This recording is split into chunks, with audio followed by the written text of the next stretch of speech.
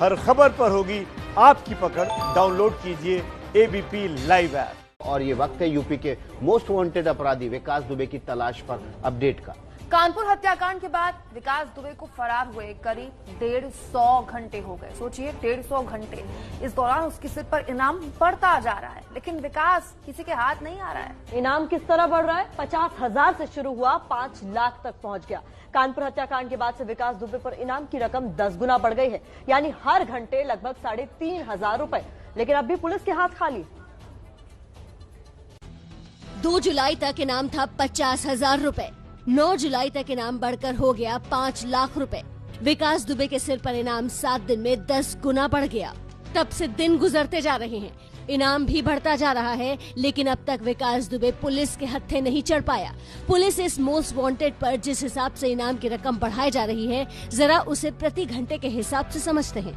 कानपुर की वारदात के बाद से करीब 150 घंटे हो गए हैं। तब विकास दुबे पर 50,000 का इनाम था और अब 5 लाख रुपए का इनाम हो गया है। अगर 150 घंटे के हिसाब से गणित लगाए तो हर घंटे करीब 3,333 रुपए का इनाम बढ़ा है इस दुर्दांत अपराधी पर।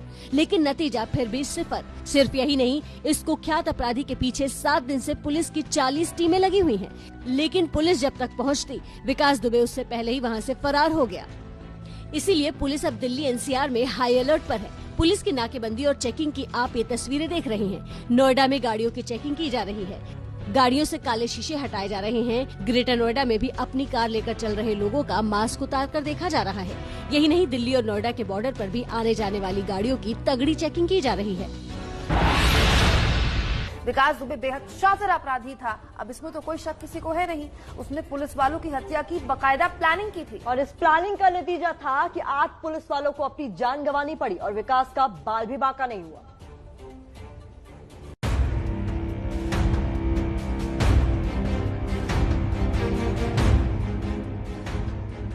2 जुलाई को कानपुर के बिकरू गांव में विकास दुबे ने न सिर्फ पुलिस वालों की हत्या की, बल्कि वारदात के बाद भागने की पूरी योजना बनाई थी। पुलिस पर अचानक धावा बोलने के लिए मुख्य सड़क को जेसीबी से ब्लॉक कर दिया गया और यहीं चारों तरफ से घेरकर पुलिस वालों की हत्या कर दी गई। अब इस पूरे मामले में सबसे बड़ी बात यह है कि आखिरकार विकास दुबे और उसके साथी किस रास्ते से फरार हुए। हम कोशिश करते हैं आपको बताने की और समझाएंगे इस पूरे गांव के बारे में। 150 घरों वाले ये जो गांव है, ये विकास दुबे का घर है और चारों तरफ रास्ता है। विकास दुबे के घर के चारों तरफ से एक रास्ता जाता है और क्योंकि वो जानता था कि सामने की तरफ पुलिस होगी, लिहाजा वो सामने के रास्ते से नहीं निकला और जो जानकारी मिल रही है उसके मुताबिक उसने पीछे का रास्ता इख्तियार किया भागने के लिए और उसके साथी भी उसी रास्ते से भागे। इतना ही नहीं, वो पुलिस के हथियार थे वो भी अपने साथ ले गए। गांव में विकास का घर किसी किले से कम नहीं था। घर के चारों तरफ ऊंची ऊंची दीवारें थीं और हर तरफ निकलने के लिए रास्ते थे। पुलिस वालों की हत्या के बाद विकास और उसके गुर्गों ने भागने के लिए घर के पिछले दरवाजे का इस्तेमाल किया। इस वक्त हम जहां पर खड़े हुए हैं, ये विकास दुबे के घर के पीछे का हिस्सा है, जहां पर सिर्फ कुछ ही मकान बने हुए हैं।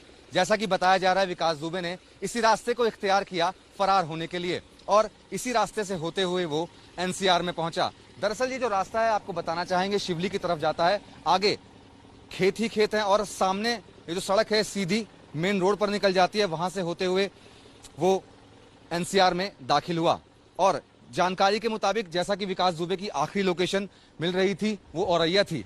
औरैया में ही उसका फोन ऑन हुआ था और उसके बाद उसकी लास्ट लोकेशन नहीं मिल पाई और बाद में पता चला कि वो फरीदाबाद में देखा गया है। खुलासा ये भी हुआ है कि हत्याकांड के 2 दिन बाद तक, यानी 3 और 4 जुलाई तक विकास दुबे कानपुर के शिवली में ही था, अपने एक साथी के घर छिपा हुआ था। लेकिन पुलिस को इसकी भनक तक नहीं लगी और फिर 2 दिन बाद बड़े आराम से वो यूपी से हरियाणा के फरीदाबाद निकल गया। कि कानपुर में 8 पुलिस वालों की हत्या का आरोपी विकास दुबे कहां है?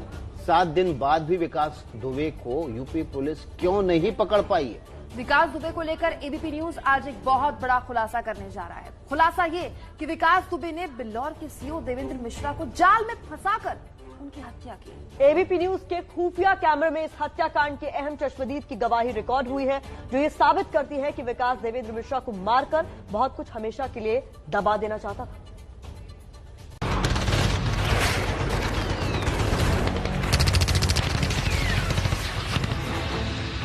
2 जुलाई की रात कानपुर के बिकरू गांव के इसी आंगन में विकास दुबे और उसके गुर्गों ने बिल्लौर सर्कल के सीईओ देवेंद्र मिश्रा की बेरहमी से हत्या कर दी थी। देवेंद्र मिश्रा को पॉइंट ब्लैंक रेंज यानी बेहद करीब से चेहरे, सीने और पैर पर गोलियां मारी गई थी। कमर और पैर पर कुल्हाड़ी से भी वार किया गया था। सवाल है कि विकास दुबे ने देवेंद्र मिश्रा के साथ ऐसी बर्बरता क्यों की? देवेंद्र मिश्रा इस चार दीवारी के भीतर कैसे पहुंचे? एबीपी न्यूज आज आपको चश्मदीदों की जुबानी उस खौफनाक रात की कहानी सुनाएगा, लेकिन सुरक्षा कारणों से हम इन किरदारों के चेहरे आपको नहीं दिखाएंगे। 9:30 बजे अपना खाना वाना खा के लेट गए थे। मेरे हस्बैंड जॉब से आए थे। फिर उसके बाद गोली चले, मम्मी का लिए बोले हाँ बउआ भाग जाओ, बउआ भाग जाओ।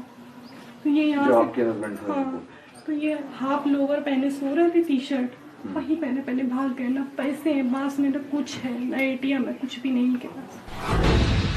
एबीपी न्यूज के खुफिया कैमरे में जिस महिला का बयान दर्ज है वो विकास दुबे की ही दूर की रिश्तेदार है। 2 जुलाई की आधी रात ये बच्चों को सुलाकर सोने की तैयारी कर रही थी। तभी एक शख्स दीवार फांदकर आंगन में घुसा और घर के इस लोहे के दरवाजे को पीटने लगा। तो वो कहे अम्मा हम लोग चालू, मेरे छोटे छोटे बच्चे हैं, मम्मी नहीं चल नहीं पाती। हम लोग पैर ऐसे रखे, मम्मी ने उतारे जब तक यहाँ छाड़ गोलियाँ एकदम चलने लगी। मेरे देखो दरवाजे तक भी चलने लगे। दरवाजा खटखटाकर जो शख्स जान बचाने की गुहार लगा रहा था वो कोई और नहीं, बिल्लौर के सीईओ देवेंद्र मिश्रा ही थे, जो अंधाधुन फायरिंग के बीच जान बचाने के लिए इस घर के आंगन में कूदे थे। लेकिन सामने के घर से आ रही रोशनी ने इनका भेद खोल दिया। उसी दीवार से सीईओ साहब आए, सामने लोगों देखो बेटा, उसी दीवार से 4 लोग हमने देखे कूदते हुए। जब आंगन में मेरे गोली चले, मेरे बच्चे इससे डर गए, इससे मेरे बच्चे कांप रहे थे। हम अपने बच्चों को चुप कराते रहे, फिर बस गोली चल गई, वो लोग भाग गए होंगे। तो हम देख रहे थे इन लोगों की खड़खड़ की आवाजें भी हमको सुनाई पड़ रही थी। तो गोलियां चली तो मेरी भी आँख खुल गई, मैंने कहा अचानक गोलियां कैसे चली। दिल्ली एनसीआर और यूपी में जगह जगह नाकेबंदी हो रही है। फरीदाबाद में विकास दुबे के दिखने के बाद और विकास दुबे के सबसे बड़े राजदार के पकड़े जाने के बाद ये और बढ़ गई है। विकास का सबसे खास गुर्गा फरीदाबाद में दबोचा गया है। वो विकास दुबे तक पहुंचने की सबसे अहम कड़ी है। वो कानपुर से फरीदाबाद विकास के साथ ही पहुंचा। उसने विकास दुबे के कई सीक्रेट पुलिस को बताए हैं। अब यूपी एसटीएफ उससे और राज उगलवाने की कोशिश में जुटी हुई है। वो यूपी के मोस्ट वांटेड गैंगस्टर विकास दुबे का सबसे बड़ा राजदार है। और आप उस दिन गोलीकांड में भी शामिल थे? हाँ सर जी। उसी की निशानदेही पर पुलिस ने विकास दुबे के राइट हैंड अमर दुबे को मार गिराया। उसी ने पुलिस को बताया कि विकास दुबे कानपुर से फरीदाबाद तक कैसे पहुंचा। फरीदाबाद तक सर जी हम लोग पहले वहाँ से झींझक से निकले हैं। कहाँ से? झींझक से पहले निकले सर जी हम लोग, वहाँ से औरैया गए। जो कल तक गैंगस्टर विकास दुबे के साथ साए की तरह रहा, अब उसी से सारे राज उगलवा कर पुलिस विकास दुबे के दी एंड की पटकथा तैयार कर रही है। उसका नाम है कार्तिकेय उर्फ प्रभात, निवासी ग्राम बिखरू, थाना चौबेपुर, जिला कानपुर, उत्तर प्रदेश। वही प्रभात जो कि कानपुर में 8 पुलिस वालों की हत्या को लेकर फरीदाबाद पहुंचने तक लगातार विकास दुबे के साथ था, जिसे पुलिस ने हरियाणा के फरीदाबाद शहर के हरिनगर स्थित इस न्यू इंदिरा कॉम्प्लेक्स से अन्य 2 लोगों के साथ धर दबोचा, जो कि विकास के रिश्तेदार का घर है। प्रभात के साथ अंकुर मिश्र और उसके पिता श्रवण मिश्र को भी पुलिस ने गिरफ्तार किया है। ऐसे ही ये दरवाजा खटखटाया, आभास हो चुका था विकास दुबे और उसके साथी को कि पुलिस हो सकती है। उसके बाद जो प्रभात है उसने दरवाजा खोला और पुलिस को देखते ही वो सीधा इस घर की छत की तरफ भागा। पुलिस पहले से ही अलर्ट थी, इनकी तलाश कर रही थी। पुलिस की टीम ने पीछा किया और ऊपर जाकर प्रभात को काबू में कर लिया। नमस्ते भारत में बात हो रही है कुख्यात अपराधी विकास दुबे की। विकास दुबे के गुर्गे प्रभात मिश्रा ने जो सबसे अहम बात बताई है वो ये है कि कानपुर हत्याकांड के 2 दिन तक विकास दुबे कानपुर के आसपास ही रहा। उसने फरीदाबाद तक पहुंचने का वो रूट अपनाया जो कि परंपरागत रूट नहीं है। वो पुलिस से बचते फिरते यूपी को पार कर आ गया एनसीआर में। इसलिए तो नाम दिया है इस खबर को हमने, बढ़ता इनाम छिपता विकास। अपने खासम खास गुर्गे के साथ बाकायदा विकास पहुंच गया फरीदाबाद, लेकिन यहां से भी दिन दहाड़े फुर्र हो गया। लेकिन कार्तिकेय उर्फ प्रभात अपने आका और यूपी के मोस्ट वांटेड विकास दुबे के साथ कानपुर से हरियाणा के फरीदाबाद कैसे पहुंच गया, इसकी कहानी खुद उसी की जुबानी सुनिए। अब जरा नक्शे के जरिए आपको समझाते हैं कि 8 पुलिस वालों की हत्या करने के बाद दुर्दांत विकास दुबे अपने गुर्गों के साथ हरियाणा कैसे पहुंचा।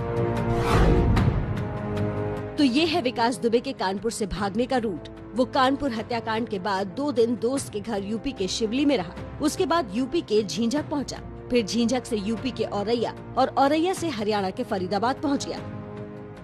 अब तो वो फरीदाबाद से भी पुलिस को गच्चा देकर भाग चुका है। ये सीसीटीवी की आखिरी तस्वीर उसका एक सबूत है। साफ दिख रहा है कि एक ऑटो में सवार होकर विकास दुबे फरार हो गया, लेकिन कार्तिकेय उर्फ प्रभात पुलिस की गिरफ्त में है। उससे काफी सुराग भी मिले हैं।